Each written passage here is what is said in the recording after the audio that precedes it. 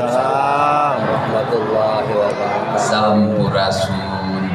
Yes. Alhamdulillah wa syukurillah wa nikmatillah, la haula wa la quwata illa billah. Allahumma sholli ala sayyidina Muhammad wa ala ali sayyidina Muhammad. Hari ini kita sangat berbahagia karena selain mendengarkan lantun dan adzan yang indah, kita bisa duduk bersimpuh setara di masjid yang megah. Masjid penuh kedamaian, ketentraman dan kebahagiaan yang dalam bahasa Arabnya Darussalam. Dan hadir di tengah-tengah kita bukan hanya sebagai pejabat negara, tetapi kakak saya sendiri, Ketua MPR RI, Bapak Kiai Haji Ahmad Muzani. Bapak itu lebih dekat kekiaiannya dibanding politisinya, sehingga lebih arif dibanding yang namanya arif.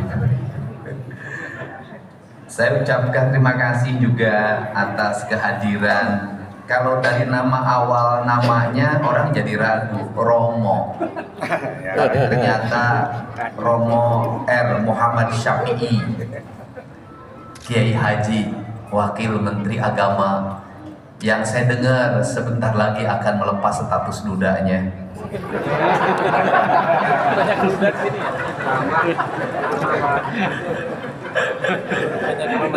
Gubernur boleh Pak nyandain Wakil Menteri Agama. Nah, kapan Kang Deddy status dudanya lepas? Kayaknya tidak akan pernah lepas. Saya hormati, ini adik saya, namanya sama, cuman tidak pakai Dedi, Kang Mulyadi, anggota DPR RI, terima kasih. Kemudian juga Bapak Kepala Badan Penyelenggara Haji, saya ucapkan terima kasih. Adik saya ini bupati sukses, menata Kabupaten Bogor, nampak bersih, nampak indah, berani bongkar, berani lebarin. Bapak Rudi Sismanto, walaupun namanya Sismanto, tetapi dia masih keturunan Sumedang Larang. Saya hormati, ini orang gagah, tampan, pemberani, bintang 1. Bapak Jenderal, Ketua Yayasan, Kiai Santri, Alhamdulillah. Pak Hengki Haryadi, terima kasih. Insya Allah kalau Pak Hengki memegang yayasannya, maka seluruh dana kotak amalnya akan terjaga dengan baik. Kemudian keluarga besar yayasan yang saya hormati, para tokoh agama, para alim ulama, pimpinan majelis taklim, tidak lupa juga mama yang berseragam dalam kerudungnya. Ada yang agak pink, ada yang kayas kata orang Sunda, ada yang putih. Mudah-mudahan seluruh kerudungnya sudah lunas. Pagi hari ini pagi yang berbahagia. Sebagai gubernur tentunya ada hal yang mendasar yang menjadi amanah leluhurnya orang Sunda, yaitu Sunan Gunung Jati yang dulu bermukim di Cirebon.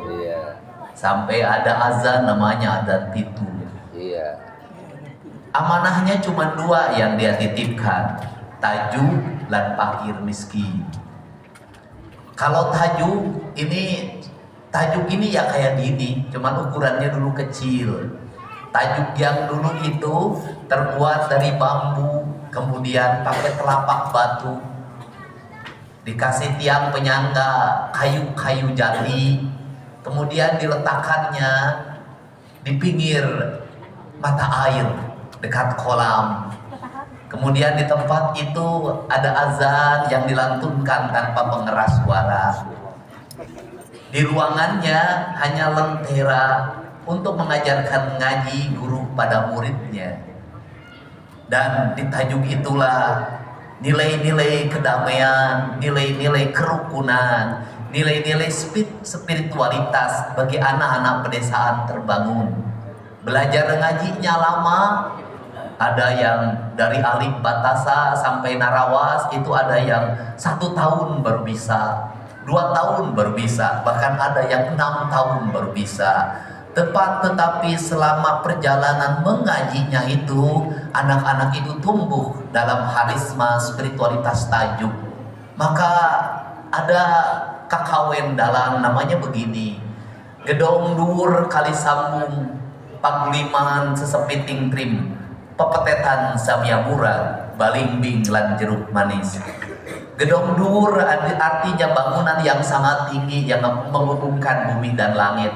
Maka orang Sunda meletakkan di atasnya menara disebutnya, yaitu yang menjadi penghubung antara bumi dan langit. Dan yang menjadi penghubungnya adalah suara azan untuk mengingatkan orang agar dia kembali pada Allah. Cuman sayang, bagi masyarakat Jawa Barat kalau suruh kembali pada Allah, rata-rata bilangnya innalillahi wa inna ilaihi raji'un. Ya Allah, aku jangan dulu menghadap hari ini. Dan dianggapnya orang yang menghadap Allah itu adalah orang yang mati. Padahal orang yang menghadap Allah itu adalah orang yang hidup. Dan orang yang tidak menghadap Allah adalah orang-orang yang mati. Sesungguhnya panggilan azan itu adalah panggilan untuk orang agar kematian berubah jadi kehidupan. Mati telinganya, mati tangannya, mati hidungnya, mati matanya, mati lidahnya, mati hatinya. Maka suara azan itu mengingatkan dia untuk segera kembali hidup, agar telinganya hidup, matanya hidup, hidungnya hidup, lidahnya hidup, dan kematian matinya hidup. Kata orang Sunda itu, jaga panon ku awasna, jaga celik ku danguna, jaga hirup ku angsena, jaga letah ku ucapna, jaga hati ku ikhlasna. Maka masjid itu sesungguhnya merupakan sumber dari kehidupan dan tempat untuk menghidupkan orang-orang yang mati. Maka orang-orang yang bersujud adalah orang-orang yang hidup. Orang-orang yang tidak pernah bersujud itu adalah orang-orang yang mati. Maka di kaidahnya pengikut talqinnya Abah Anong pasti diajarkan untuk ditalkinan. Maka talqin itu diberikan, diperdengarkan pada orang-orang yang hidup tapi tidak punya kesadaran agar dia mengerti kehidupan. Di kita juga ada tradisi talqin dibacakan ketika orang sudah mati agar dia mendengar menuju kehidupan yang abadi. Dua-duanya sama. Semoga Masjid Darussalam ini menjadi masjid tempat berkumpulnya orang-orang yang hidup, bukan orang-orang yang mati. Karena orang hidup, maka saya sampai pada tingkatan yang kedua, yaitu di masjid itu dititipkan fakir miskin. Maka di masjid itu dititipkan fakir miskin, kesadaran kolektif yang kedua. Setelah kita membangun rumahnya Allah, setelah kita membesarkan rumahnya Allah, setelah kita membangun kehidupan yang abadi di rumahnya Allah, yang ada dua rumahnya itu. Satu ada rumah ini, masjid, Baitullah. Yang kedua ada rumahnya yang ada di sini, di hati kita. Maka tugas kita yang kedua adalah menjaga anak-anak yatim untuk tetap bersekolah, menjaga orang-orang miskin untuk tetap makan makanan yang sempurna, menghindarkan dari berbagai peristiwa kriminalitas yang terjadi di Jawa Barat. Setelah saya amati, seluruh peristiwa kriminalitas itu selalu berawal dari kemiskinan.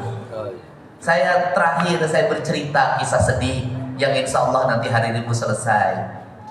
Ada seorang ibu yang speak up di media sosial karena adiknya ditahan, dituduh, dan fakta bukan tuduhan, membeli motor curian. Adiknya itu pinjam sana sini ingin ngojek untuk membeli motor curian itu, maka terkumpullah uang 2 juta. Dia tidak tahu kalau motor itu yang dibeli adalah motor curian. Pencurinya tertangkap, maka Mang Eep yang membeli motor ini pun ditangkap dan ditahan. Saat pergi menuju tahanan, anaknya baru terlahir. Dia punya 3 anak. Saya mencoba untuk bertemu dengan si tetehnya yang speak up itu. Kemudian saya meyakini memang dia orang miskin yang membeli motor dan tidak tahu curian itu untuk menghidupi anaknya dan istri.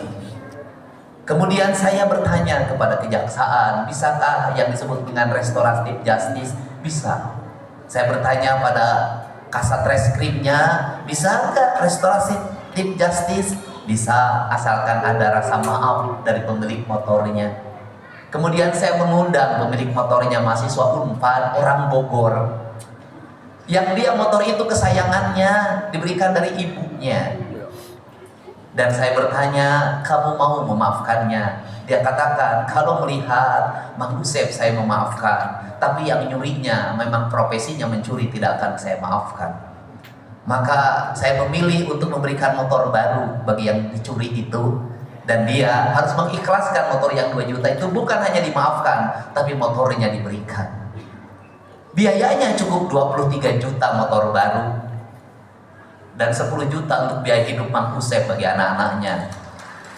Tetapi uang 33 juta itu telah menyelamatkan orang dari penjara 2 tahun. Ketika penjara 2 tahun itu apa yang akan terjadi? Istrinya apa yang harus didapat dalam setiap hari? Ketiga anaknya makannya dari mana? Susunya dari mana? Biaya penyelidikannya berapa? Biaya penahanannya berapa? Biaya untuk penuntutannya berapa? Biaya dakwaannya berapa? Biaya vonis hakimnya berapa? Biaya LP-nya selama 2 tahun berapa?